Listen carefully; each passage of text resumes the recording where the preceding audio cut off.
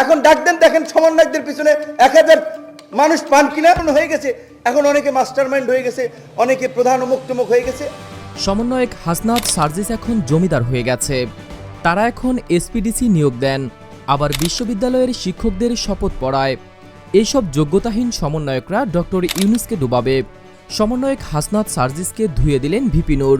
ব্যক্তি ডক্টর ইউনূসকে নিয়ে আমাদের কোনো শঙ্কা নাই, আশপাশের টিম নিয়ে আমাদের শঙ্কা রয়েছে। অনেকের গত 15-16 বছরের যে খিদা। কোটা আন্দোলনের 1 মাস না যেতেই সমন্বয়ক নামটি এখন ঘৃণায় পরিণত হয়েছে। কোটা আন্দোলনে যে সমন্বয়কদের ডাকে রাস্তাতে নেমেছিল সাধারণ মানুষ, সমন্বয়কদের এখন ধিক্কার জানাচ্ছে সাধারণ জনগণ। আজ এক সংবাদ সম্মেলনে সমন্বয়কদের কঠোর সমালোচনা করেছেন ভিপি নূর।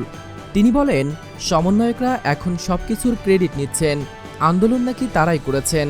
তাহলে উত্তরায় কোন সমন্বয়করা ছিল, যাত্রাবাড়িতে কোন সমন্বয়করা ছিল?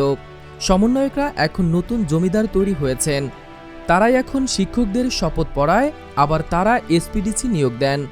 ডক্টর ইউনূসের আশেপাশে এমন অযোগ্য সমন্বয়কদের জন্যই তার নাম খারাপ হবে।